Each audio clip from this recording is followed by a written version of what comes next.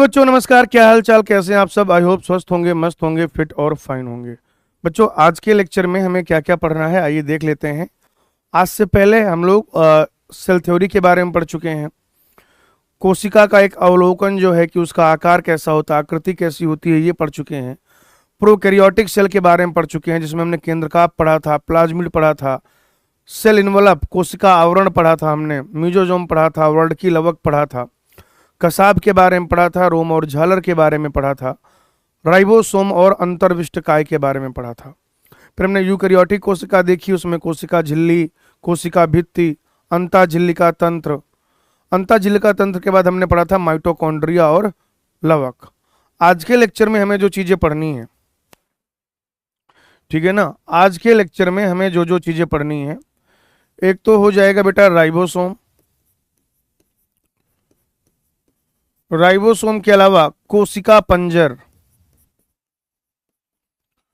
कोशिका पंजर कह लीजिए या साइटोपंजर कह लीजिए या साइटोस्केलेटन कह लीजिए। उसके बाद हमें पढ़ना है तारक काय तथा तारक केंद्र। तारक काय तथा तारक केंद्र। और फिर हम लोग पढ़ेंगे पछमाभ तथा कसाभ, यानी कि सिलिया और फ्लैजला। पछमाभ तथा कसाभ, सिलिया और फ्लैजला। आइए बेटा एक एक करके चीजें पढ़ते हैं। सबसे पहली चीज जो हमें पढ़नी है आज के लेक्चर में, वो क्या है? राइबोसोम। अच्छा, यहां पर मैं आपको एक और बात बता दूं बेटा, जो गोल्जी बॉडी वाला ईयर है, मैंने आपको 1892 लिखा दिया था शायद, उसको बेटा 1898 कर लीजिएगा। गोल्जी बॉडी में 1892 लिखा दिया था शायद, मैंने जल्दबाजी में, गलती मेरी है, आप उसको सही कर लीजिए, ठीक है ना। 1898 कर लीजिए, जहां पे 1892 लिखा हुआ है। गोल्जी बॉडी में जहां पर लिखा हुआ है 1892, वहां पर आप 1898 कर लीजिए, ठीक है ना। मैं लगातार 2-3 लेक्चर में ये बात आपको याद दिलाता रहूंगा, तो आपका काम बढ़िया से हो जाएगा। चलिए,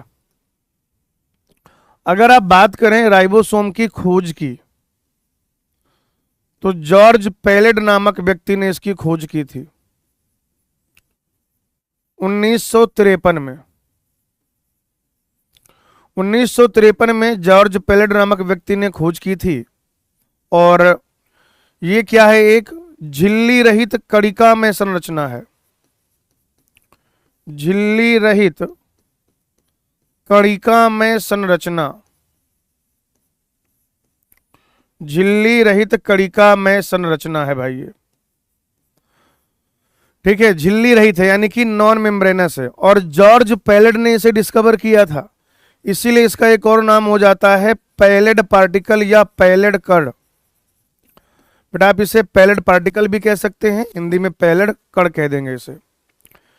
बेटा अगर आप इस स्ट्रक्चर की बात करें, तो ये जो स्ट्रक्चर है, ये जो संरचना है, मैं आपको बता दूं कि ये राइबोसोमल आरएनए, आरएनए 3 प्रकार का होता है, संदेशवाहक, राइबोसोमल और ट्रांसफर आरएनए। तो ये राइबोसोमल आरएनए और प्रोटीन से मिलकर बनता है, इसीलिए कह दिया जाता है कि ये एक राइबोन्यूक्लियो प्रोटीन है। इसीलिए क्या कह दिया जाता है कि ये जो है एक राइबोन्यूक्लियो प्रोटीन है भाई। क्या है ये? राइबोन्यूक्लियो प्रोटीन। राइबोसोमल आरएनए और प्रोटीन से मिलकर बनता है, अतः इसे राइबोन्यूक्लियो प्रोटीन कहते हैं। बेटा ये प्रोटीन का संश्लेषण करता है, प्रोटीन का संश्लेषण करेगा, ये प्रोटीन संश्लेषण में सहायक है, इसीलिए राइबोसोम को कह दिया जाता है प्रोटीन फैक्ट्री। प्रोटीन फैक्ट्री कह दिया जाता है, प्रोटीन फैक्ट्री। अब आप टाइप में मत जाइए कि वो 70S है या 80S है। तो बच्चों अगर आप टाइप में ना जाएं कि वो 70S है या 80S है, तो आप देखेंगे कि ये प्रोकैरियोट और यूकैरियोट दोनों में उपस्थित है। प्रोकैरियोट व यूकैरियोट दोनों में उपस्थित है, दोनों में उपस्थित है भाई ये। अगर आप प्रोकैरियोटिक सेल की बात करेंगे तो उसमें भी पाया जाता है, और अगर आप यूकैरियोटिक सेल की बात करेंगे वहां भी पाया जाता है। बस एक अंतर है कि प्रोकैरियोट में जो है वो 70s है, यूकैरियोट में मुख्यतः 80s है, लेकिन लवक और माइटोकॉन्ड्रिया में 70s भी पाया जाता है। लवक और माइटोकॉन्ड्रिया में क्या होता है, 70s राइबोसोम भी पाया जाता है। यहां पर अगर आप राइबोसोम की बात करें, ध्यान से सुनिएगा बेटा मैं क्या लिख रहा हूं। अगर आप राइबोसोम की बात करते हैं तो राइबोसोम जो है वो प्रोकैरियोट में भी पाया जाता है और यूकैरियोट में भी पाया जाता है। राइबोसोम जो है प्रोकैरियोट में भी पाया जाता है और यूकैरियोट में भी पाया जाता है। प्रोकैरियोट में ये 70s होता है, जबकि अगर आप यूकैरियोट में देखें तो ये 70s भी होगा और 80s भी होगा। प्रोकैरियोट में केवल और केवल 70s राइबोसोम पाया जाता है, जबकि अगर आप यूकैरियोट में देखें तो बच्चों यूकैरियोट में 70s के साथ साथ 80s राइबोसोम भी पाया जाता है। यूकैरियोट में 70s के साथ साथ 80s राइबोसोम भी पाया जाता है। तो मैं आपको क्या बता रहा था कि ये जो 70s राइबोसोम है कहां पर पाया जाएगा, या तो कोशिका द्रव्य या जीव द्रव्य में पाया जाएगा, ठीक है ना, या तो कोशिका द्रव्य में पाया जाएगा या फिर ये कोशिका झिल्ली के साथ भी जुड़ा हो सकता है। ये क्या है बेटा, कोशिका झिल्ली के साथ, कोशिका झिल्ली के साथ भी जुड़ा हो सकता है, ठीक है बेटा। कोशिका द्रव्य में पाया जाएगा, साइटोप्लाज्म में पाया जाएगा, और या फिर ये कोशिका झिल्ली के साथ भी जुड़ा हो सकता है। अच्छा, यूकैरियोटिक कोशिका में ये जो 70s राइबोसोम पाया जाता है, ये 70s राइबोसोम एक तो लवक में पाया जाएगा, लवक, और लवक के साथ साथ ये सूत्र कणिका में भी पाया जाता है। लवक के साथ साथ ये कहां पर पाया जाता है, सूत्र कणिका में, माइटोकॉन्ड्रिया में। और ये जो 80s राइबोसोम है ये इंडोप्लाज्मिक रेटिकुलम के ऊपर पाया जाएगा, तो आप क्या कह देंगे, RER। साथ ही साथ ये केंद्रक झिल्ली के ऊपर भी पाया जा सकता है। एनसीईआरटी ने नहीं पढ़ाया, आप चाहें तो ना याद रखें, याद रखेंगे तो बढ़िया ही रहेगा। ये केंद्रक झिल्ली के ऊपर भी पाया जा सकता है, और इसके अलावा ये पाया जाता है कोशिका द्रव्य के साथ, मतलब कोशिका द्रव्य में, साइटोप्लाज्म में।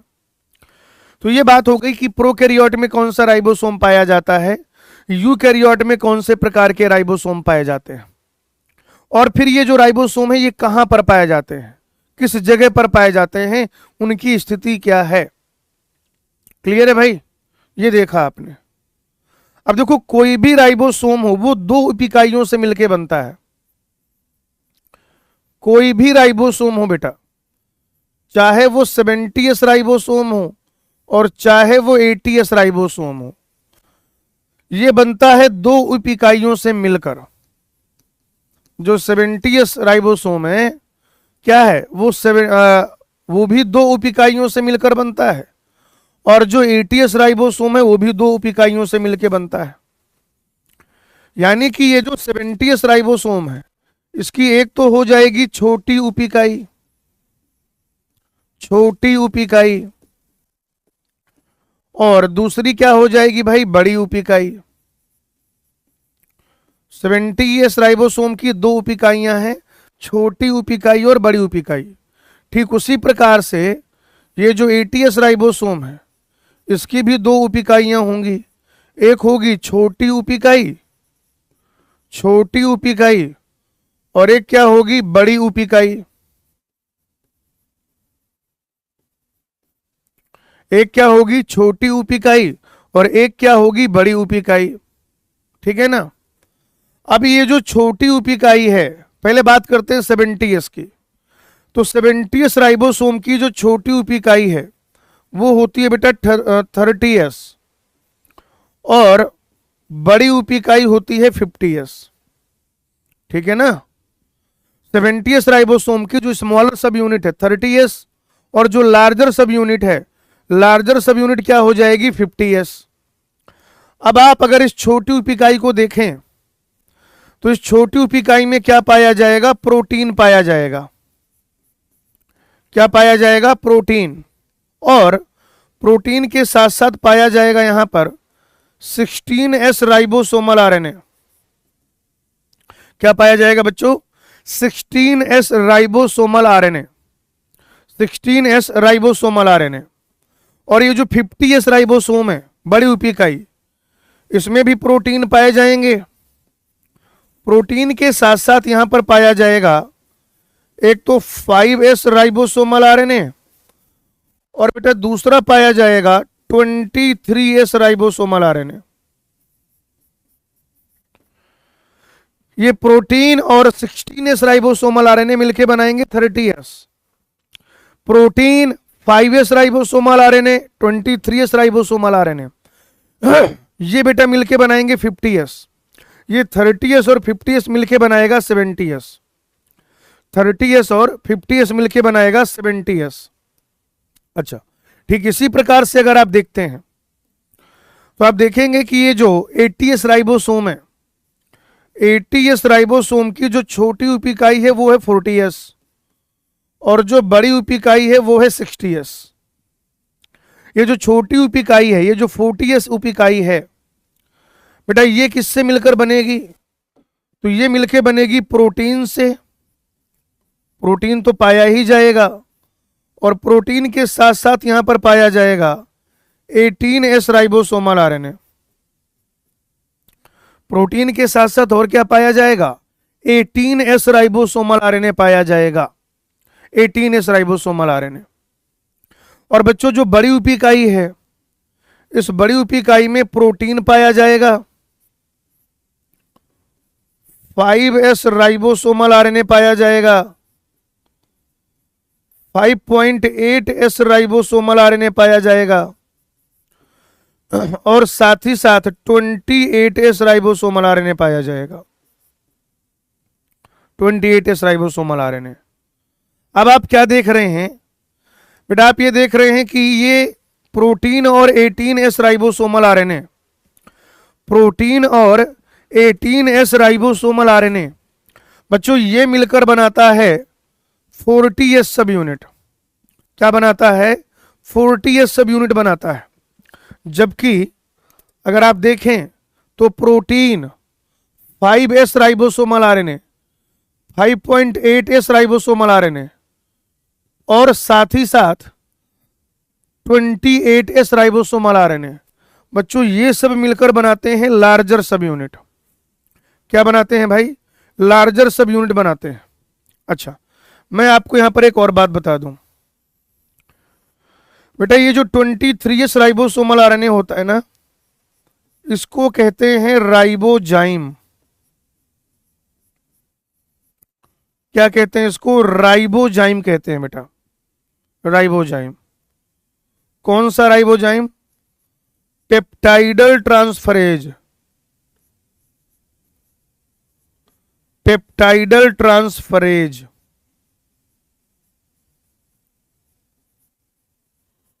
प्रोकैरियोटिक सेल में।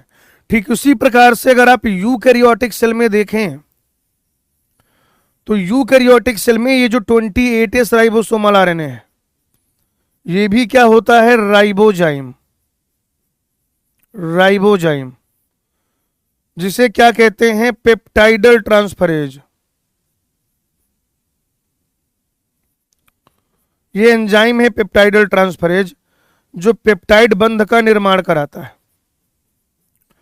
अच्छा, आपने ये तो सुना ही होगा कि all the enzymes are protein except ribozyme, यानी कि एंजाइम या तो प्रोटीनीसियस प्रकृति का होगा, प्रोटीन का बना होगा, या फिर आरएनए का होगा। यही तो पढ़ते हैं ना, all the enzymes are protein except ribozyme, यानी कि राइबोजाइम के अलावा बाकी जितने भी एंजाइम है वो सब प्रोटीन है। यानी कि राइबोजाइम क्या है, एक ऐसा आरएनए है जो एंजाइम का काम करता है। प्रोकैरियोटिक सेल में जो 23s राइबोसोमल आरएनए है, और यूकैरियोटिक सेल में जो 28S राइबोसोमल आरएनए है बेटा, ये राइबोजाइम है। कौन से? Peptidyl transferase. क्या करते हैं बेटा? ये पेप्टाइड बंध का निर्माण करते हैं। जब ट्रांसलेशन होता है, जब अनुवाद होता है, जब प्रोटीन का संश्लेषण होता है, तो दो अमीनो एसिड जुड़ेंगे आपस में, उनके बीच में पेप्टाइड बंध बनेगा। पेप्टाइड बंध बनाने के लिए जो एंजाइम की आवश्यकता होती है उसे पेप्टाइडल ट्रांसफरेज कहते हैं। और जो पेप्टाइडल ट्रांसफरेज है यूकैरियोटिक सेल में कौन है? 28S ribosomal RNA. और प्रोकैरियोटिक सेल में कौन है? 23S ribosomal RNA. क्लियर है भाई? याद रखना। अब यहां पर मैं आपको एक पॉइंट बताता हूं कि राइबोसोम की दोनों उप इकाइयों को जोड़ने के लिए, राइबोसोम की दोनों उप इकाइयों को जोड़ने के लिए, राइबोसोम की दोनों उप इकाइयों को जोड़ने के लिए मैग्नीशियम आयन के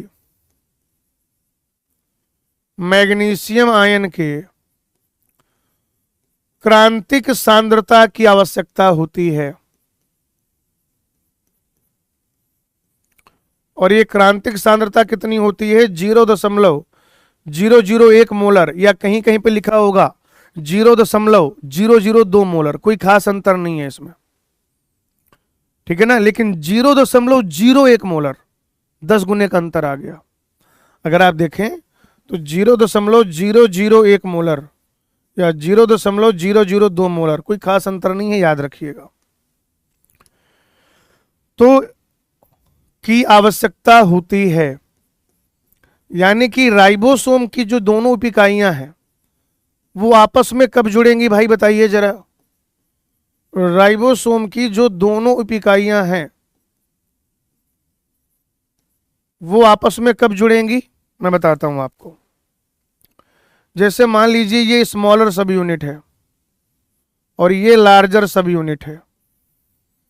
अब अगर यहां पर मैग्नीशियम आयन प्रेजेंट है 0.001 मोलर कंसंट्रेशन में, तो ये दोनों उप इकाइयां क्या हो जाएंगी? जुड़ जाएंगी और ऐसे राइबोसोम बन जाएगा। ये दोनों उप इकाइयां आपस में जुड़ जाएंगी और फिर राइबोसोम पूरा का पूरा बन जाएगा।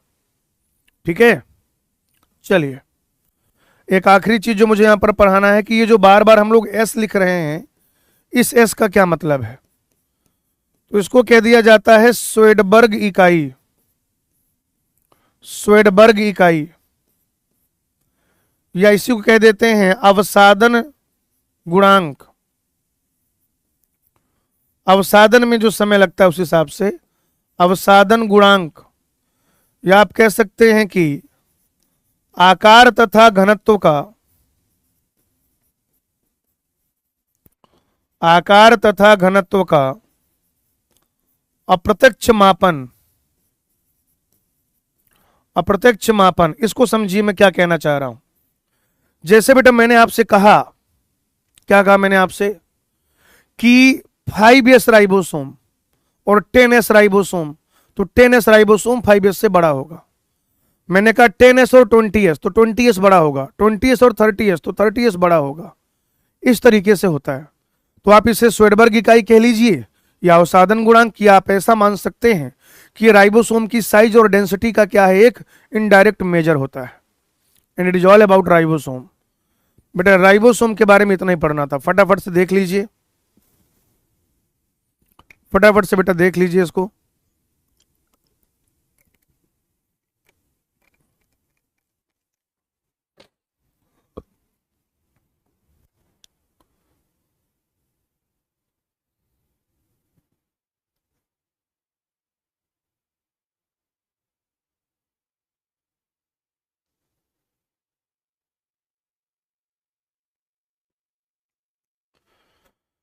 चलिए भाई ये हो गया, आ जाओ। अब मैं आपको पढ़ा देता हूं कोशिका पंजर।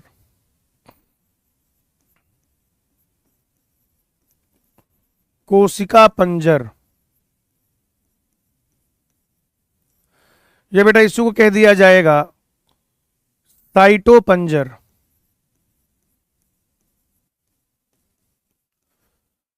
या इसी को कह दिया जाएगा साइटोस्केलेटन। ठीक है भाई, आप इसे कोशिका पंजर कहिए या फिर आप इसे साइटोपंजर कहिए और या फिर आप इसे साइटोस्केलेटन कहिए। प्रोकैरियोट में नहीं पाया जाता, ये प्रोकैरियोट में एब्सेंट होता है, प्रोकैरियोट में ये एब्सेंट होता है और यूकैरियोट में प्रेजेंट होता है। अच्छा, जैसे मान लो आप में भी एक पंजर है, स्केलेटन है, अस्थि पंजर जिसे आप कहते हैं, बोन का बना हुआ स्केलेटन, एक फ्रेमवर्क, एक ढांचा। ठीक उसी प्रकार से सेल के अंदर भी कुछ चीजें होती हैं, कोशिका के अंदर भी कुछ चीजें होती हैं बेटा, जो कोशिका का स्केलेटन बनाती हैं, जो कोशिका का जो एक पंजर सिस्टम है या जो एक ढांचा है, फ्रेमवर्क है, उसका निर्माण करती हैं। किन चीजों की बनी है और फिर ये किन चीजों में सहायता करती हैं वो भी देख लीजिए। आप कहेंगे कोशिका द्रव्य में उपस्थित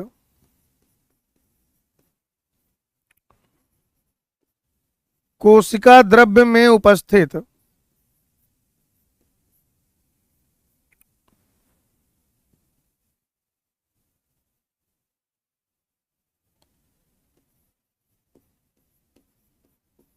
प्रोटीनीसियस यानी कि प्रोटीन की बनी हुई चीजों का,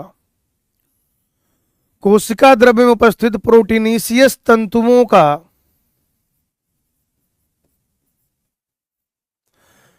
या प्रोटीनीसियस संरचनाओं का, प्रोटीनीसियस संरचनाओं का जाल, संरचनाओं का विस्तृत जाल, विस्तृत जाल। प्रोटीन के बने हुए स्ट्रक्चर हैं, उनका एक इलाबोरेट नेटवर्क है, एक विस्तृत जाल है जो सेल के साइटोप्लाज्म में पाया जाता है। कहां पर पाया जाता है बेटा? जो सेल के साइटोप्लाज्म में पाया जाता है, कोशिका द्रव्य में पाया जाता है। कार्य क्या क्या है इसके? फंक्शन ऑफ साइटोस्केलेटन, कार्य की अगर आप बात करें तो बच्चों कार्य में एक तो हो जाएगा गति प्रदान करता है ये कोशिका को, यानी कि मोटेलिटी। इसके अलावा यांत्रिक सहायता करता है, मतलब यांत्रिक सहायता प्रदान करता है, यांत्रिक सहायता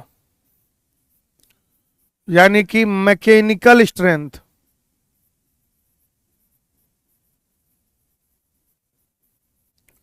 और साथ ही साथ ये कोशिका के आकार का निर्धारण करता है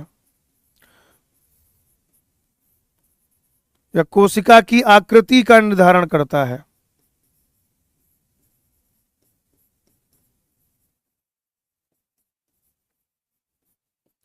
यानी कि it maintain cell shape.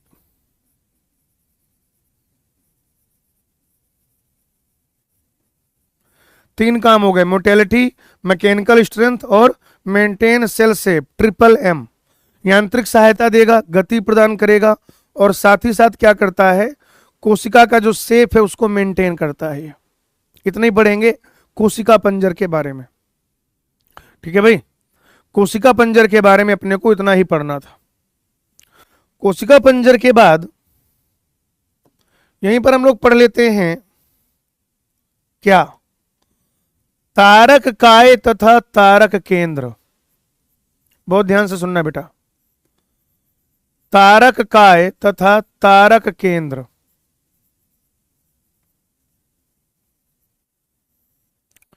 Tarak काय तथा तारक केंद्र। बच्चों, जब दो तारक केंद्र एक दूसरे के लंबवत उपस्थित होते हैं तो एक तारक काय बनता है। आप क्या कहेंगे कि तारक काय के दोनों केंद्र और दोनों तारक केंद्र या तारक काय में दो तारक केंद्र, दो तारक केंद्र, दो तारक केंद्र एक दूसरे के लंबवत उपस्थित होते हैं,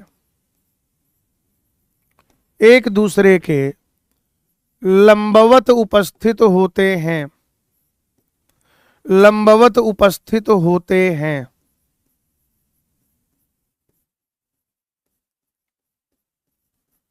एक दूसरे के क्या होते हैं बेटा? लंबवत उपस्थित होते हैं, परपेंडिकुलर 90 डिग्री पर। कैसे बेटा? परपेंडिकुलर यानी कि 90 डिग्री पर। जैसे अगर आप देखें तो ये मान लीजिए क्या हो गया, एक तारक केंद्र हो गया और ये दूसरा तारक केंद्र हो गया। और यहीं पर क्या देखा जाता है कि ऐसे कुछ आक्रिस्टलीय पेरीसेंट्रियोलर द्रव्य पाया जाता है। क्रिस्टलाइन नहीं है, ये एमॉर्फस है बेटा। ये जो है क्रिस्टलाइन नहीं है, एमॉर्फस है। तो ये जो दोनों संरचनाएं हैं, ये दोनों संरचनाएं किससे कवर्ड हैं, किससे सराउंडेड हैं? आप कहेंगे अक्रिस्टलीय, अक्रिस्टलीय पेरीसेंट्रियोलर द्रव्य, अक्रिस्टलीय पेरीसेंट्रियोलर द्रव्य। तो वैसे एक तारक काय में दो परपेंडिकुलर, एक दूसरे के लंबवत सिलिंड्रिकल बेलनाकार संरचनाएं होती हैं, जिन्हें आप तारक केंद्र कहते हो। जिन्हें आप क्या कहते हो बेटा? जिन्हें आप तारक केंद्र कहते हो। और ये तारक केंद्र एक अक्रिस्टलीय द्रव्य से घिरे हुए होते हैं। अगर आप तारक केंद्र की बात करो, सेंट्रियोल जिसे आप कहते हो, तारक केंद्र यानी कि सेंट्रियोल, और तारक काय यानी कि सेंट्रोसोम। तारक केंद्र यानी कि सेंट्रियोल, ठीक है ना? तारक काय यानी कि सेंट्रियोल। बच्चों ये जो तारक काय है, तारक काय, ये तारक काय की अगर आप बात करें तो ये कैसी संरचना है? झिल्ली रहित बेलनाकार संरचना,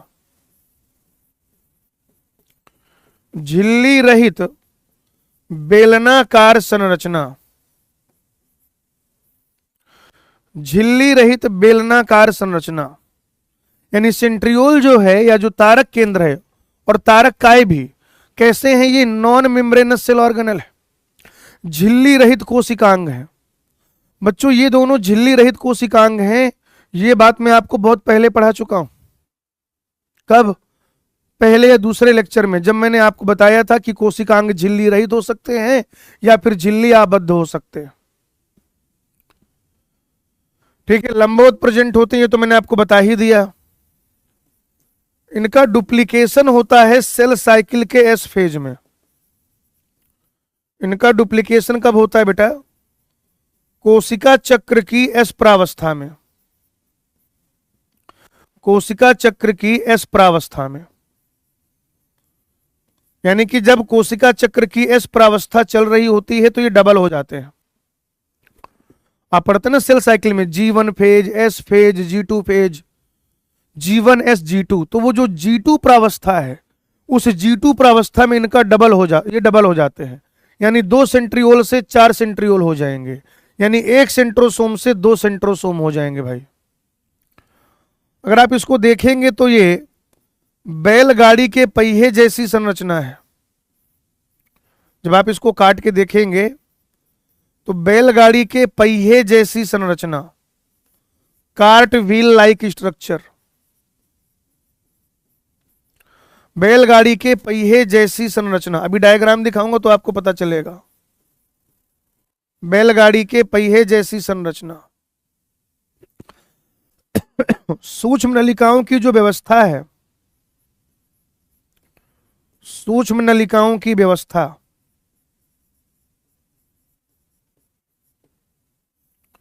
सूक्ष्म नलिकाओं की व्यवस्था बेटा यहां पर जो सूक्ष्म नलिकाओं की व्यवस्था है, जो माइक्रोट्यूब्यूल का अरेंजमेंट है, वो है 9+0। इस 9+0 का क्या मतलब है, अगली स्लाइड में जब डायग्राम बताऊंगा तो समझाऊंगा। ठीक है, तो झिल्ली रहित बेलनाकार संरचना है, इसका डुप्लीकेशन होता है कोशिका चक्र की एस प्रावस्था में, और ये बैलगाड़ी के पहिए जैसी संरचना है, कार्टविल जैसा स्ट्रक्चर है ये, और इसमें सूक्ष्म नलिकाओं की जो व्यवस्था होती है 9+0 होती है। 9+0 का क्या मतलब है, मैं आपको अगली स्लाइड में समझाता हूं। ये जो है जंतु कोशिका में उपस्थित, जंतु कोशिका में उपस्थित और सामान्यतः अगर आप देखें तो पादप कोशिका में अनुपस्थित है। पादप कोशिका में अनुपस्थित है, जंतु कोशिका में उपस्थित है और पादप कोशिका में अनुपस्थित है। अगर आप इसके फंक्शन की बात करें तो एक तो ये क्या करता है, जंतु कोशिका में, जंतु कोशिका में तर्कतंतु, तर्कतंतु आज याद रखिए, जब माइटोसिस पढ़ाऊंगा तो बताऊंगा, तर्कतंतु का निर्माण जंतु कोशिका में। बेटा जब कोशिका विभाजन होता है, जंतु कोशिका में जब सेल डिवीजन होता है, तो वो जो माइटोटिक स्पिंडल है या वो जो स्पिंडल अपरेटस है उसका निर्माण कराता है। जंतु कोशिका में किसका निर्माण कराता है, तर्कतंतु का निर्माण कराता है। और इसके अलावा क्या करता है, तो बेटा इसके अलावा ये जो है, ये पचमाभ तथा कसाभ यानी कि सिलिया और फ्लैजला, पचमाभ तथा कसाभ का, पचमाभ तथा कसाभ का, पचमाभ तथा कसाभ का आधारी काय निर्माण, यूकैरियोटिक सेल में जो फ्लैजला पाया जाता है या जो सिलिया पचमाभ पाया जाता है, उनका जो बेसल बॉडी है, उनका जो बेसल बॉडी है, जो आधारी काय है, उस बेसल बॉडी का निर्माण कराते हैं ये, उस आधारी काय का निर्माण कराते हैं ये। अभी इसको थोड़ा सा रुक जाइए, देखिएगा, पहले मैं आपको इसकी संरचना समझा देता हूं। तो बच्चों जब भी आप इसकी संरचना देखेंगे, ठीक है, ध्यान से समझिएगा, जब आप इसकी संरचना देखेंगे,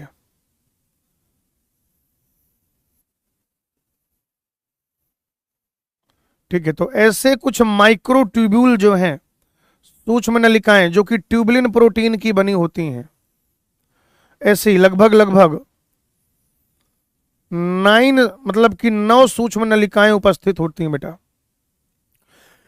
कितनी उपस्थित होती हैं ऐसी, आप देखेंगे कि ऐसी लगभग लगभग 9 सूक्ष्म नलिकाएं उपस्थित होती हैं।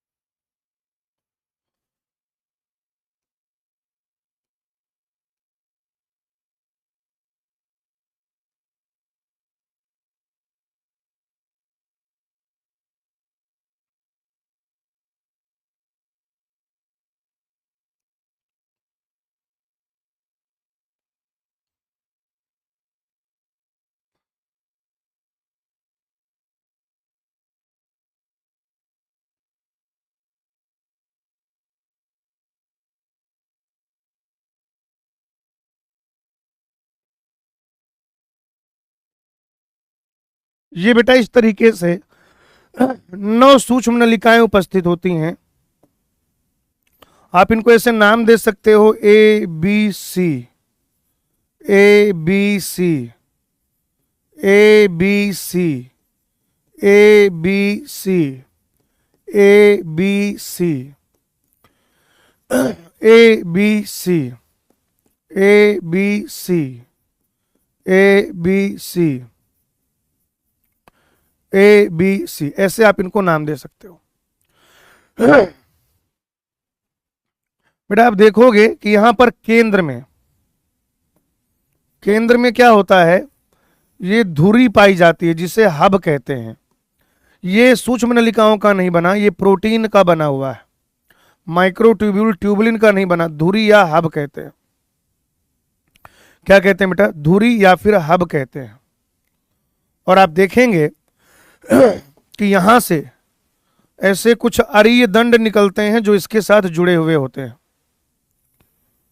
ये ऐसे कुछ बेटा अरीय दंड निकलेंगे जो इसके साथ जुड़े हुए होंगे, ऐसे ये अरीय दंड निकलेंगे जो इसके साथ जुड़े, बेसिकली यहां से निकलते हैं और यहां जुड़ते हैं, याद रखिएगा। तो बनाने के लिए मैं थोड़ा सा अपना काम आसान कर रहा हूं बस।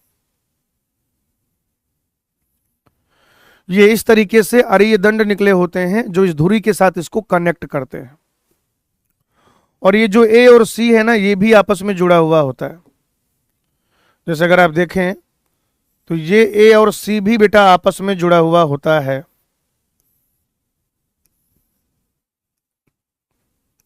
ये ए और सी भी आपस में जुड़ा हुआ होता है। तो अब जब आप ये संरचना देखेंगे तो आपको लगेगा कि हाँ, ये बैलगाड़ी के पहिए जैसी संरचना है। जैसे बैलगाड़ी का पहिया देखो, इक्का या तांगा देखो, ठीक है, साइकिल देखो, तो बीच में धुरी लगी होती है। अब ये है, इसमें 9+0 का क्या मतलब है वो समझिए। ये जो तीन हैं इनको कहा जाता है परिधीय सूक्ष्म नलिकाएं। ये तीनों क्या है बेटा? परिधीय सूक्ष्म नलिकाएं। परिधीय सूक्ष्म नलिकाएं।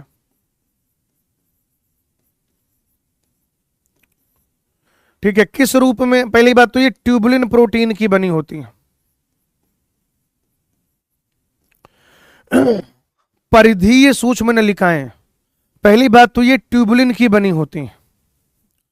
दूसरा, ये ट्रिपलेट त्रिक के रूप में है, 3-3 में है ना भाई, 3-3 उपस्थित हैं, ट्रिपलेट त्रिक के रूप में है।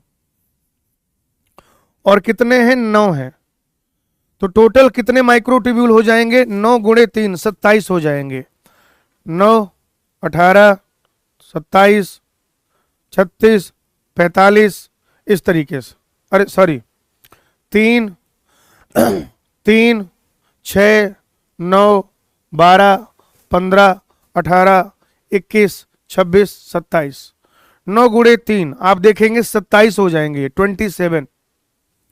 27 हो जाएंगे टोटल, क्योंकि 9 ट्रिपलेट प्रेजेंट है। जैसे मैं आपसे कहूं कि आपके पास 9 जोड़े पेन है, इसका मतलब आपके पास 18 पेन है। तो ऐसे ही यहां पे 3-3 का क्या है? एक समूह है। तो मैं आपसे कह रहा हूं कि 3 चीजों के समूह वाले 9 समूह हैं। तो टोटल चीजें कितनी हो गई? 27। एक समूह में 3 चीजें, और ऐसे टोटल 9 समूह, तो 9 × 3 27 चीजें, 27 चीजें बेटा, ठीक है ना। अच्छा, ये जो है इसको कहा जाता है एसी लिंकर। ये ए और सी को जोड़ने का काम करता है ना, ये ए और सी को जोड़ने का काम करता है, इसलिए इसको कह दिया जाएगा, क्या कह दिया जाएगा बताइए जरा? एसी लिंकर कह दिया जाएगा, एसी लिंकर। ये जो हैं इन्हें कह दिया जाएगा अरीय दंड। इन्हें क्या कह दिया जाएगा बेटा? अरीय दंड कह दिया जाएगा, अरीय दंड, रेडियल स्पोक्स। और ये जो आपने येलो कलर से बनाया है इसे आप धुरी कहेंगे, हब कह सकते हैं अंग्रेजी में। ये कैसा है बेटा? प्रोटीन का बना हुआ है, प्रोटीनीसियस है बेटा, ये प्रोटीन का बना हुआ है, प्रोटीनीसियस। धुरी में सूक्ष्म नलिका अनुपस्थित होती है, याद रखिएगा, धुरी में सूक्ष्म नलिका बेटा अनुपस्थित होती है। तो आप देख रहे हैं कि परिधि में 9 त्रिक हैं सूक्ष्म नलिकाओं के। क्या देख रहे हैं बेटा आप देख रहे हैं कि परिधि में यानी कि जो पेरिफेरल पार्ट है वहां पर 9 ट्रिपलेट है, क्या है? 9 ट्रिपलेट हैं बेटा, 9 ट्रिपलेट। तो परिधि में चूंकि 9 ट्रिपलेट हैं, त्रिक हैं, और केंद्र में एक भी सूक्ष्म नलिका नहीं है, केंद्र में एक भी सूक्ष्म नलिका नहीं है, इसी वजह से हम लोग क्या कहते हैं कि यहां पर जो सूक्ष्म नलिकाओं की व्यवस्था है, यहां पर जो माइक्रोट्यूब्यूल का अरेंजमेंट है, वो क्या है? 9+0 है। क्या है बेटा? 9+0। सिलिया फ्लैजेला में 9+2 होता है। यूकैरियोटिक फ्लैजेला में या फिर जो सिलिया है वहां पर आप देखेंगे तो 9+2 होता है, 9+2। लेकिन ये जो आपका सेंट्रियोल है, ये जो आपका तारक केंद्र है बेटा, तारक केंद्र, तारक केंद्र, इस तारक केंद्र में अगर आप देखिएगा तो 9+0 व्यवस्था होती है, 9+0 व्यवस्था।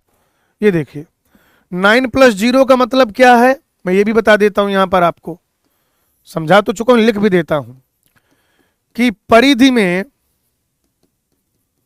9 त्रिक हैं सूक्ष्म नलिकाओं के, 9 त्रिक के रूप में क्या है, यहां पर सूक्ष्म नलिकाएं उपस्थित हैं। और 0 का मतलब क्या है कि केंद्र में, केंद्र वाला जो हिस्सा है बेटा, केंद्र में सूक्ष्म नलिका अनुपस्थित है। केंद्र में क्या है बताओ जरा मुझे? केंद्र में सूक्ष्म नलिका जो है वो अनुपस्थित है। ठीक है, इसलिए इसको 9+0 अरेंजमेंट ऐसा कहा जाता है। किसके लिए? तारक केंद्र के लिए, यानी कि सेंट्रियोल के लिए। आगे सबको बात समझ में? ठीक है ना? चलिए, अब इसके बाद हमें पढ़ना है सिलिया और फ्लैजेला। हम सिलिया और फ्लैजेला पढ़ें उससे पहले आप इसको देख लीजिए, एक एक पॉइंट को रीड कर लीजिए।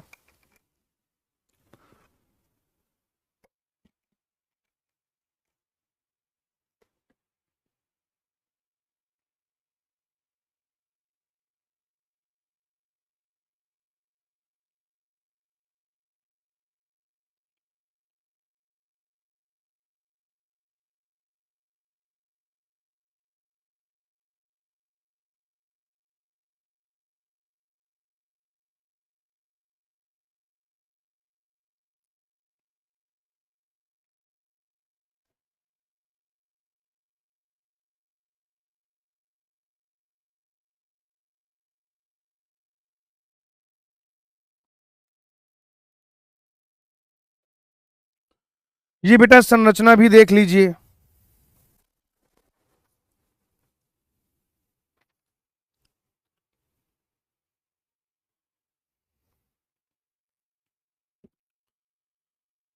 एक एक चीज को फुल डिटेल में।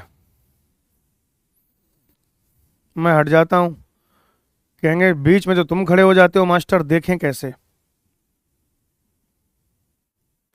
देख लो भैया, देख लो।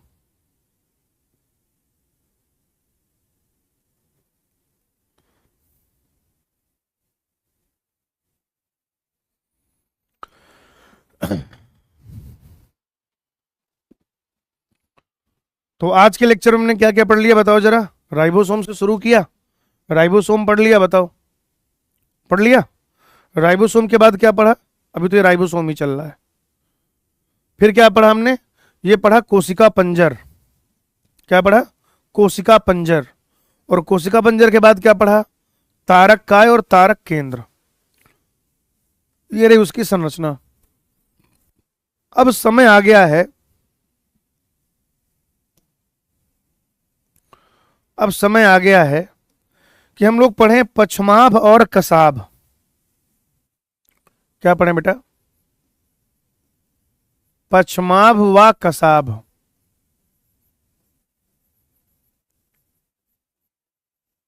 पछमाभ व कसाभ।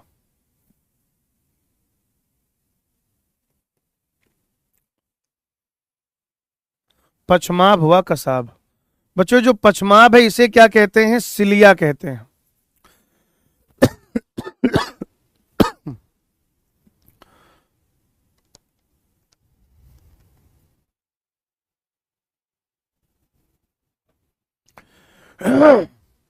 पछमाभ को सिलिया कहते हैं और कसाब को फ्लैजला कहते हैं, ठीक है ना। पचमाभ को क्या कहेंगे बताओ मुझे बेटा? पचमाभ को कह दिया जाएगा सिलिया। क्या कह दिया जाएगा पचमाभ को? सिलिया। और कसाब को क्या कह दिया जाएगा? फ्लैजला। ये दोनों क्या हैं? रोम यानी कि बाल, रोम सदृश अपवृद्धि।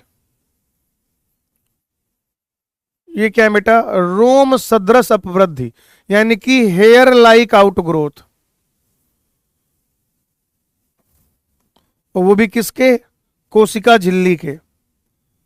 आप कहेंगे कोशिका झिल्ली के, कोशिका झिल्ली के रोम सदृश अपवृद्धि, रोम सदृश अपवृद्धि यानी कि इंग्लिश में कह दिया जाएगा hair like outgrowth of cell membrane, hair like outgrowth of cell membrane. कि भाई ये जो है ये सेल मेम्ब्रेन से हेयर लाइक आउटग्रोथ। जैसे मान लीजिए कि ये जो मेरा हाथ है ये पूरा कोशिका है, ये जो मेरा हाथ है ये क्या है? ये पूरा जो है एक कोशिका है बेटा। और ऐसे समझो कि ये जो रोम यानी कि बाल निकला है ये सिलिया है। क्या है? सिलिया। या ऐसे समझ लो कि ये क्या है? एक सिलिया या फ्लैजला है। और इसको जब काट के देखेंगे तो कैसा दिखाई देगा? ये क्या है? सिलिया है। और इसको बेटा जब काट के देखेंगे तो कैसा दिखाई देगा?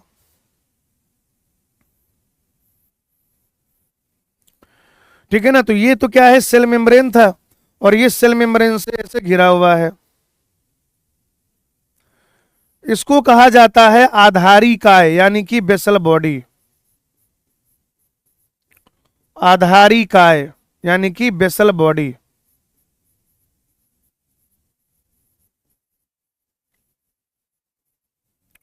और ये वाला जो हिस्सा है इसको कहते हैं सिलियरी पार्ट, सिलिया या साफ्ट कह लीजिए।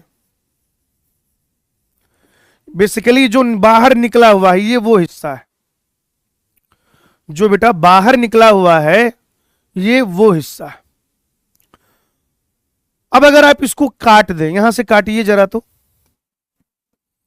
यहां से अगर आप इसको काट के देखें तो ये फिर अंदर से कैसा दिखता है? वो जो कोर पार्ट है, वो जो मुख्य भाग है, वो जो सेंट्रल पार्ट है जिसे अक्षसूत्र कहा जाता है, जिसे एक्सोनीम कहा जाता है, वो एक्सोनीम कैसे दिखेगा? जैसे भिंडी है, मान लो भिंडी को देखो, हम ला रहे एक भिंडी लगी हमारे यहां, ठीक है ना। एक मिनट रुक जाओ।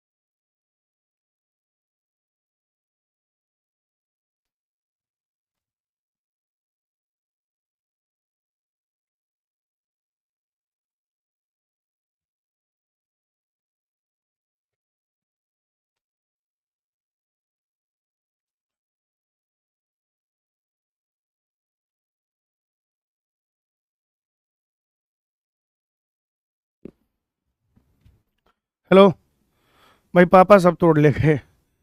छत में लगा रखा है मैंने भिंड सब बहुत सब्जियां लगा रखी हैं भाई। तुम यकीन नहीं करोगे मैंने छत में क्या क्या लगा रखा है अपने। मैंने भिंडी लगा रखी है, तोरई होती ना नेनुआ, वो लगा रखा है, लौकी लगा रखा है, कद्दू लगा रखा है, सेम लगा रखी है, टमाटर लगा रखा है, मिर्च लगा रखा है, बैगन लगा रखा है, मूली बो दी है वो उगाई है बढ़िया, गाजर बो दी है वो उग रही है, धनिया बढ़िया से उगाई है, बथुआ जो होता है बढ़िया से उगाया है, चौराई भाजी जिसे बोलते हैं वो भी उगाई है, पालक बढ़िया उगाई है, मेथी बढ़िया उगाई है। इसके अलावा ब्रोकली जो होता है, अंग्रेजी गोभी, वो भी उगने लगी है, चुकंदर उगाया है। ठीक है। और मटर अभी बोया है, वो स्प्राउट तो आ गया है, लेकिन देखते हैं बड़ा हो पाता है कि नहीं। इसके अलावा लाल पीले और हरे शिमला मिर्च लगा रखे, फुल भाई साहब जंगल कर दिया छत को, मिर्च लगा रखे, एक मिर्च मिल गया है। तो ऐसे समझो बेटा ये क्या है, सिलिया या फ्लैजला है। आप समझ पा रहे हो। अब जब आप इसको क्या करोगे, काट के देखोगे, जब आप इसको काट के देखोगे तो यहां से कैसा दिखाई देगा। 2-3 भिंडी लगी थी आज, 2-3 कल तोड़ ली थी। अब सब छोटी छोटी हैं यार, नुकसान तो नहीं कर पाएंगे तुम जाने के चक्कर में, उससे समझ में नहीं आएगा, ज्यादा ही छोटी हैं वो। तो आप समझ गए ना। तो वैसे ही जब आप इसको काट के देखोगे तो देखो बेटा ये कैसा दिखाई देगा। जब आप इसको काट के देखोगे तो ये कैसा दिखाई देगा, आइए मैं आपको बता रहा हूं। ठीक है, जब आप इसको काट के देखते हो तो ये कैसा दिखाई देता है बच्चों, ये कुछ इस तरीके का दिखाई देगा जो मैं यहां पर बनाने जा रहा हूं।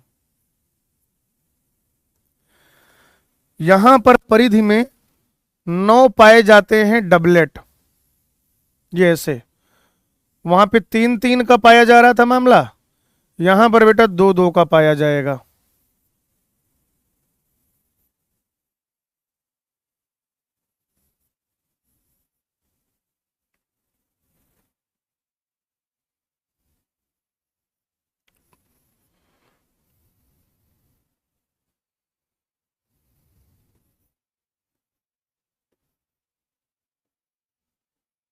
ये इस तरीके से।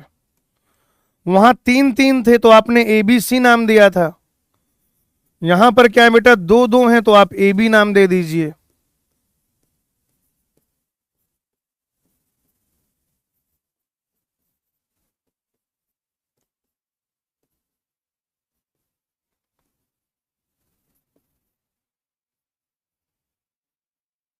इस तरीके से ये A और B जो होते हैं ये आपस में भी जुड़े होते हैं। ये जो इस तरीके से A और B हैं ये बेटा आपस में जुड़े हुए होते हैं। ये A और B जो हैं ये आपस में भी जुड़े हुए होते हैं, आपस में जुड़े हुए होते हैं ये। फिर अब ये यहां पर पाया जाएगा ऐसे सेंट्रल शीथ, सेंट्रल शीथ पाया जाएगा बेटा, सेंट्रल शीथ। और आप क्या देखते हैं कि यहां पर भी ये ऐसे 2 सूक्ष्म नलिकाएं हैं अकेले अकेले, 2 सूक्ष्म नलिकाएं हैं अकेले अकेले और ये आपस में जुड़ी हुई हैं। 2 सूक्ष्म नलिकाएं हैं बेटा अकेले अकेले और ये जो है आपस में जुड़ी हुई हैं। इसके अलावा आप क्या देखेंगे कि ये जो ए वाला माइक्रोट्यूब्यूल है, ये जो ए वाला माइक्रोट्यूब्यूल है, इस ए वाले माइक्रोट्यूब्यूल से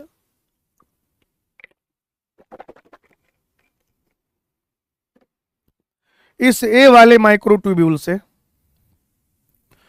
कुछ दंड निकलते हैं, अरीय दंड, रेडियल स्पोक्स, जो वैसे इधर की ओर क्या है बेटा ऐसे जुड़े हुए होते हैं।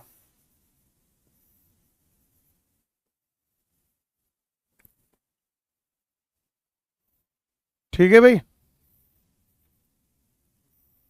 ये ऐसा डायग्राम एनसीईआरटी ने बनाया है। साथ ही साथ कुछ यहां पर भुजाएं जैसी संरचनाएं पाई जाती हैं, ये ऐसे जिन्हें आप कह सकते हैं डायनिन आर्म्स, डायनिन आर्म्स कह सकते हैं।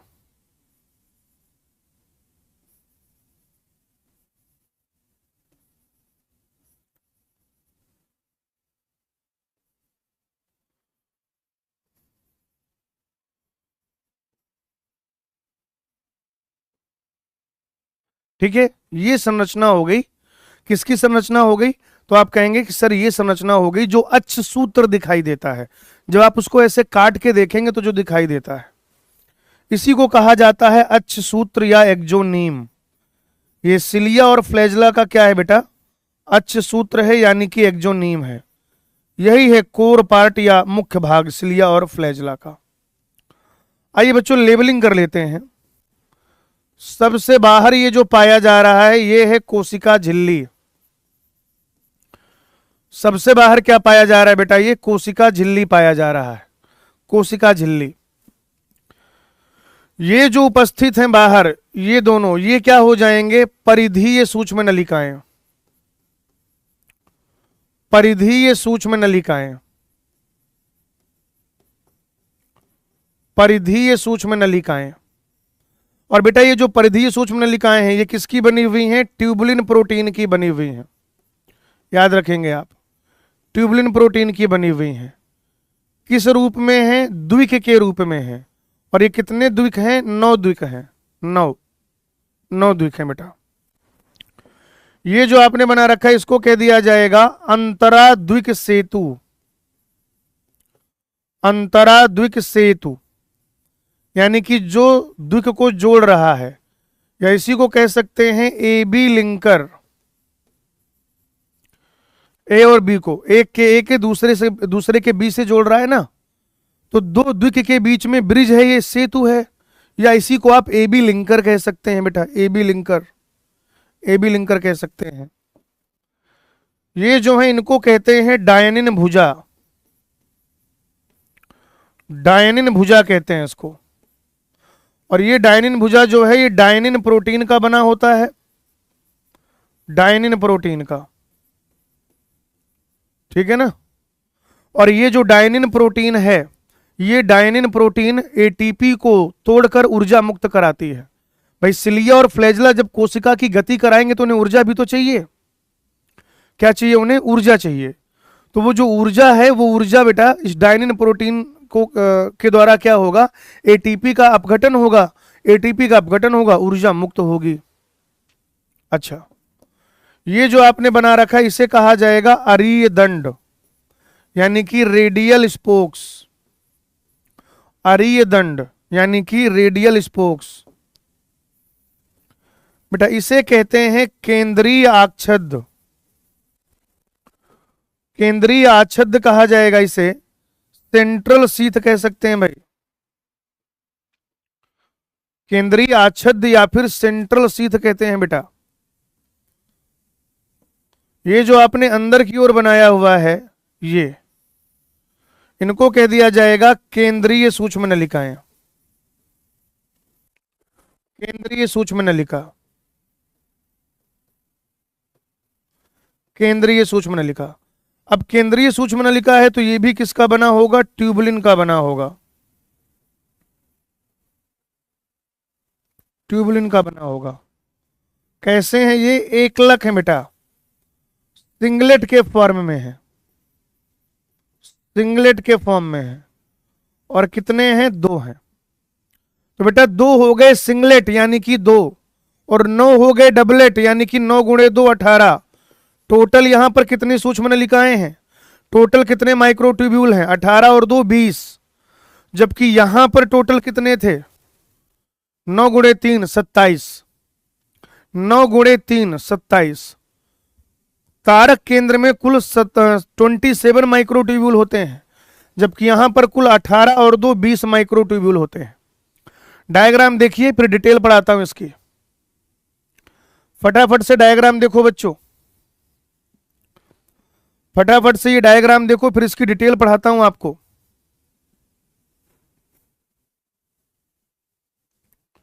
चलिए आगे आइए, देखिए जरा इसको।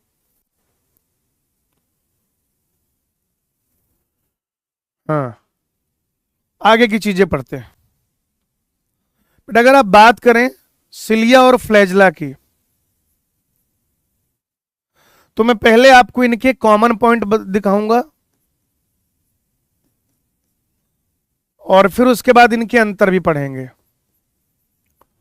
पश्चमाभ हुआ कसाभ, दोनों के लिए पहले तो मैं कॉमन पॉइंट लिखा रहा हूं आपको। पछमाभ और कसाभ दोनों के लिए कॉमन पॉइंट लिखा रहा हूं मैं आपको। बात नंबर 1, ये दोनों झिल्ली से घिरे हुए होते हैं, ये दोनों झिल्ली से घिरे हुए होते हैं, झिल्ली से घिरे हुए होते हैं। दोनों ट्यूबुलिन प्रोटीन के बने होते हैं, दोनों ट्यूबुलिन प्रोटीन के बने होते हैं, दोनों ट्यूबुलिन प्रोटीन के बने होते हैं।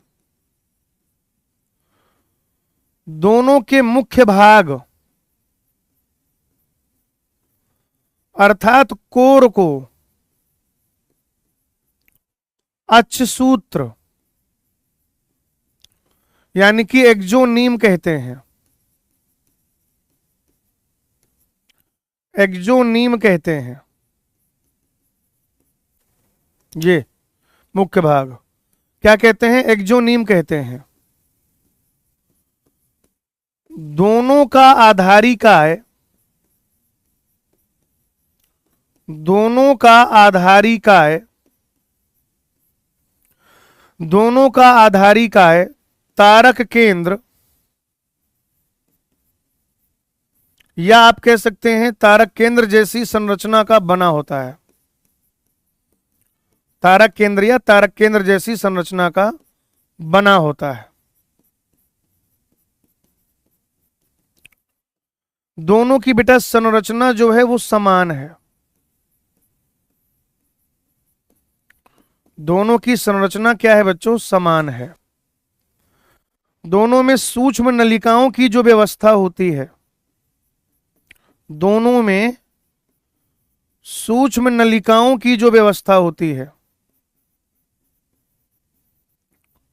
दोनों में सूक्ष्म नलिकाओं की व्यवस्था वो होती है 9+2। क्या होती है? 9+2। 9 जो हैं वो परिधि पर हैं, परिधि पर हैं, और डबलेट हैं यानी कि द्विक के फॉर्म में है, डबलेट।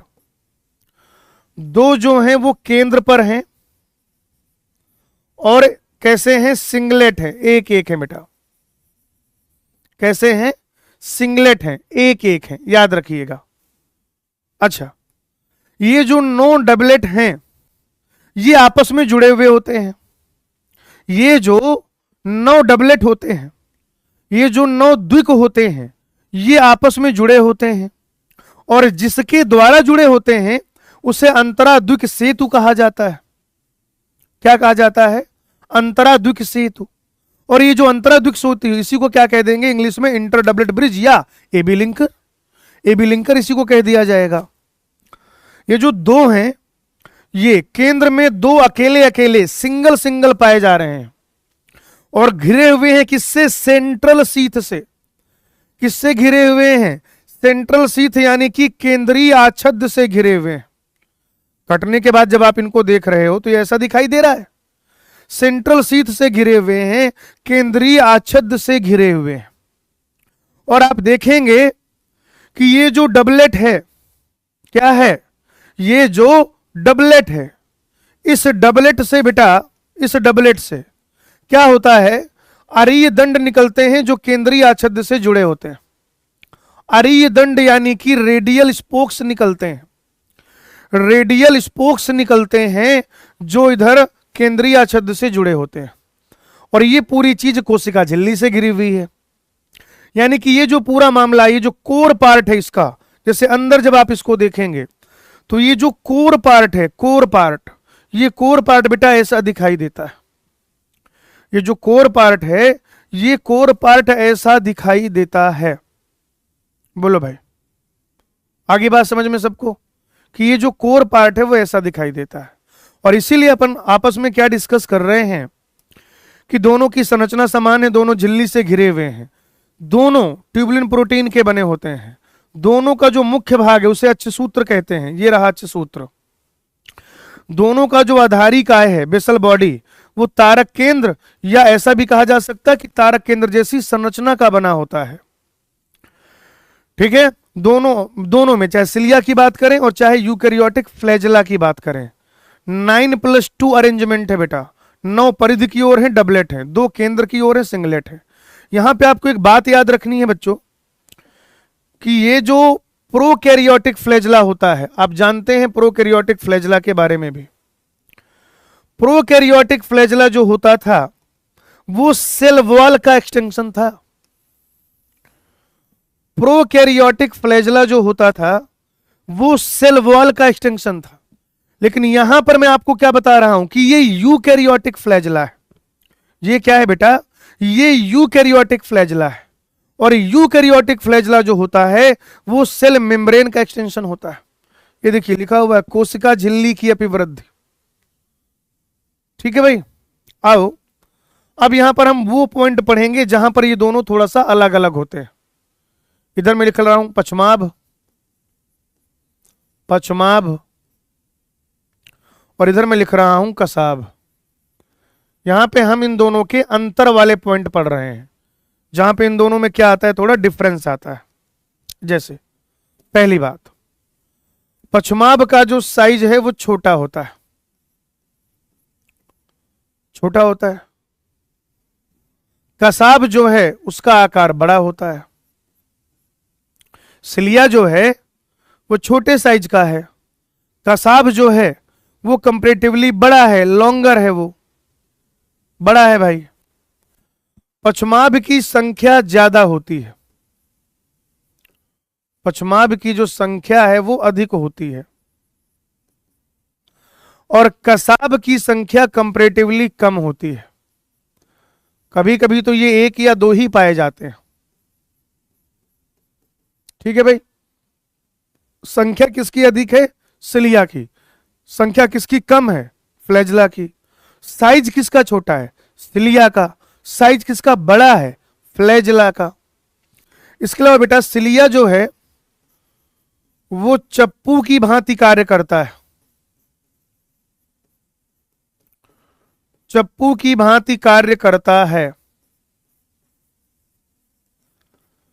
चप्पू की भांति कार्य करता है, तथा तथा कोशिका के साथ साथ, कोशिका के साथ साथ,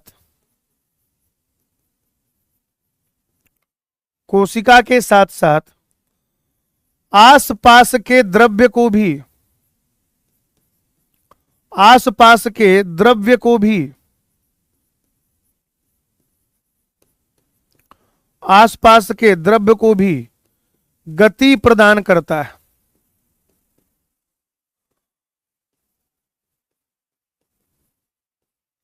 आसपास के द्रव्य को भी गति प्रदान करता है, जबकि ये जो है केवल कोशिका को गति प्रदान करता है, केवल कोशिका को गति प्रदान करता है।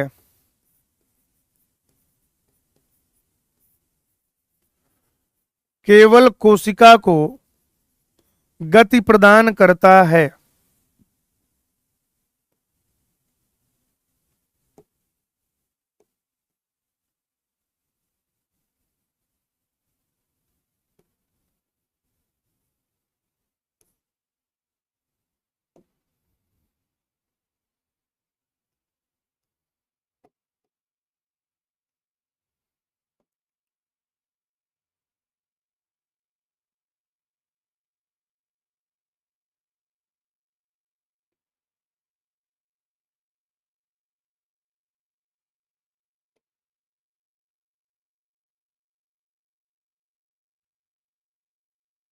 ठीक है भाई, ये जो है केवल क्या करता है?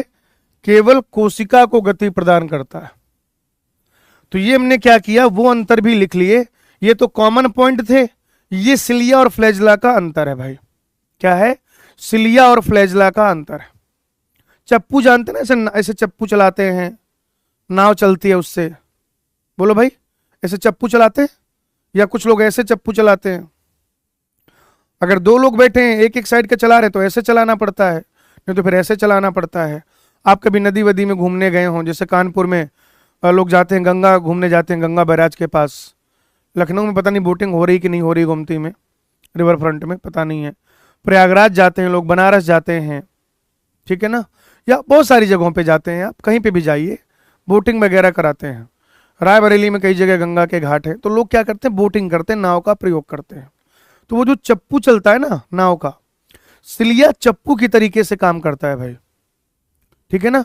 और कोशिका को तो गति प्रदान करता ही करता है, सेल को तो बेटा मूवमेंट देता ही देता है। सेल के आसपास जो द्रव्य भरा है, या जो आप कह सकते हैं सेल के आसपास जो पदार्थ भरा है, ठीक है ना, जो भी पदार्थ भरा हुआ है, द्रव्य का मतलब यहां पर पदार्थ या तरल कह सकते हैं आप, जो भी भरा हुआ है उसको भी क्या करता है, वो गति प्रदान करता है, उसको भी क्या करता है, वो गति प्रदान करता है। याद रखिएगा बेटा, ठीक है जी।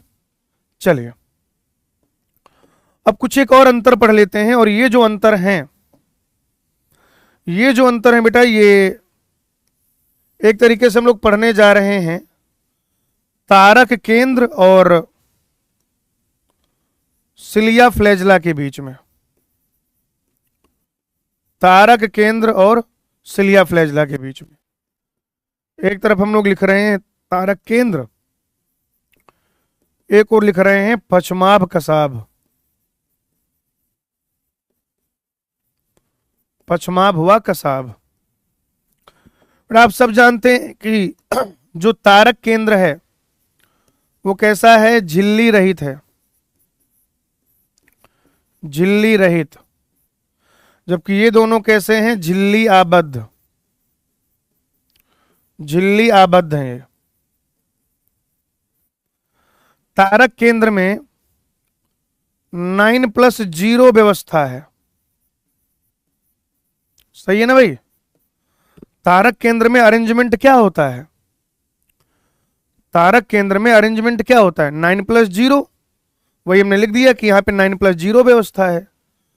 जबकि पश्चमाभ और कसाभ में 9+2 अरेंजमेंट है, 9+2 अवस्था, 9+2 अरेंजमेंट। यहां पर आप देखेंगे तो केंद्र में सूक्ष्म नलिका अनुपस्थित है, केंद्र में सूक्ष्म नलिकाएं अनुपस्थित हैं भाई, केंद्र में सूक्ष्म नलिकाएं अनुपस्थित।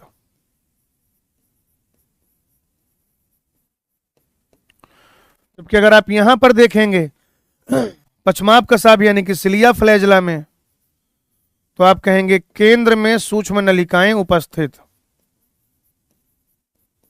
केंद्र में सूक्ष्म नलिकाएं उपस्थित,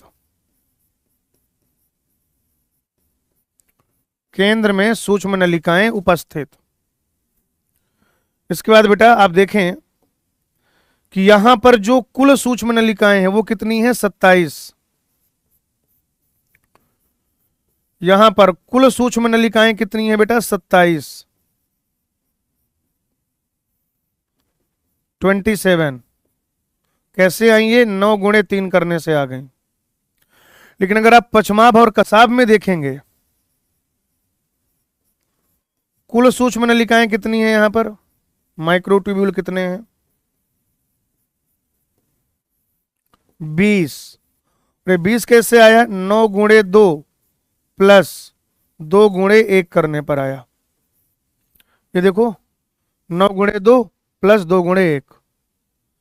तो ये अंतर हो गए बेटा तारक केंद्र और, तारक केंद्र कह लीजिए, हाँ मतलब सेंट्रियोल और उधर सिलिया फ्लैजला के बीच में, सिलिया फ्लैजला के बीच में ये बेटा अंतर हो गए।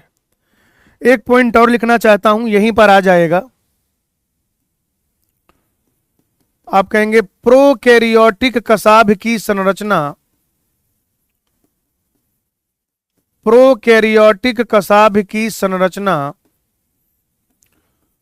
यूकैरियोटिक कसाभ से भिन्न होती है, यूकैरियोटिक कसाभ से भिन्न होती है, यूकैरियोटिक कसाभ से भिन्न होती है। और बेटा हमने पढ़ा भी था जब प्रोकैरियोटिक सेल पढ़ रहे थे कि वो फ्लैजलिन प्रोटीन का बना होता है, जबकि यहां पर आप देख रहे हैं कि ये ट्यूबलिन प्रोटीन का बना हुआ है। वो जो है बेसल बॉडी, हुक और फिलामेंट थे, यहां पर क्या है, सिलियरी पार्ट और शाफ्ट है, बेसल बॉडी है, सही है ना। सिलेरी पार्ट ये सॉफ्ट है और क्या है बेटा, बेसल बॉडी है भाई। क्लियर। तो आपने एक एक करके सारी चीजें पढ़ी कि सिलिया फ्लैजला के बीच में क्या अंतर है, क्या समानताएं हैं, तारक केंद्र और पचमाप कसाब के बीच में क्या अंतर है, प्रोकैरियोटिक फ्लैजला और यूकैरियोटिक फ्लैजला के अंतर भी मैंने आपको बता दिए। And it is all about cilia and flagella. एक बार बेटा फटाफट से देख लीजिए। राइबोसोम से हमने शुरू किया था, अपनी जो नजरें हैं इनायत करिए इस पर, अपनी निगाहें फेरिए बेटा यहां। राइबोसोम के बारे में पढ़ा हमने, राइबोसोम के बारे में बेटा एनसीईआरटी का एक एक पॉइंट कवर है बेटा। अभी जब आप एनसीईआरटी पढ़ेंगे ना तो आपको एक एक पॉइंट मैंने एक्सप्लेन किया है और लिखा है, एक एक पॉइंट। फिर ये कोशिका पंजर और उधर तारक का है, यानी कि दो तारक केंद्र का समूह और दोनों तारक केंद्र एक दूसरे के परपेंडिकुलर अर्थात लंबवत, परपेंडिकुलर अर्थात लंबवत। फिर ये तारक काय की संरचना, ये बैलगाड़ी के पहिए जैसी संरचना, कार्टविल लाइक स्ट्रक्चर, 9+0 अरेंजमेंट, 9 परिधि पर, वो भी ट्रिपलेट, केंद्र पर 0, लेकिन केंद्र में जो धुरी है वो भी प्रोटीन की बनी है, प्रोटीनी से सूक्ष्म नलिका अनुपस्थित है, वो अलग बात है। फिर ये पचमाभ और कसाब, ये डायग्राम, ये अच्छ सूत्र यानी कि उसका जो मेन पार्ट है, केंद्रीय भाग है, कोर वाला जो पार्ट है बेटा, वो कोर वाला जो भाग है, राइट। और फिर ये इधर बेटा पचमाप कसाब की समानताएं, पचमाप कसाब के अंतर, तारक केंद्र की तुलना पचमाभ और कसाब से, तारक केंद्र की तुलना बेटा पचमाभ और कसाब से।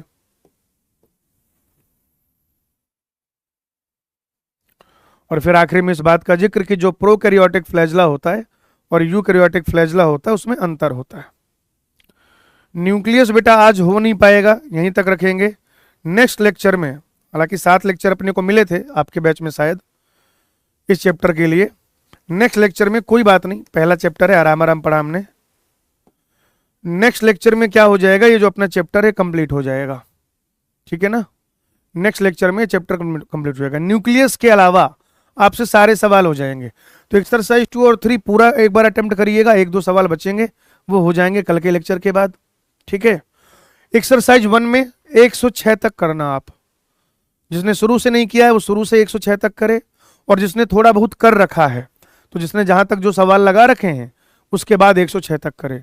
एक्सरसाइज 4 में PYQ है, आप चाहे तो लगाएं, नहीं तो मैं क्या करूंगा वो तो आपको क्लास में कराऊंगा ही, साथ ही साथ कल भी कुछ होमवर्क देना ही पड़ेगा भाई, तो कल का हो जाएगा वो। इसके अलावा बेटा आपको DPP सॉल्व करना है, और जहां तक मैंने पढ़ा दिया है प्लीज बेटा NCERT जरूर पढ़िएगा, NCERT जरूर पढ़िएगा बेटा, ठीक है ना। तो आज यहीं तक रखेंगे। हंसते रहिए, मुस्कुराते रहिए, पढ़ते रहिए, लिखते रहिए, लेक्चर रिवाइज करते रहिए, DPP सॉल्व करते रहिए, NCERT रीडिंग करते रहिए। आपका ध्यान अपने लक्ष्य पर बनाए रखिए, खुद पर यकीन रखिए, और हमेशा ध्यान रखिए जब तक फोड़ेंगे नहीं तब तक छोड़ेंगे नहीं। आज की कथा यहीं तक, आगे I will take it on next class. Thank you, धन्यवाद।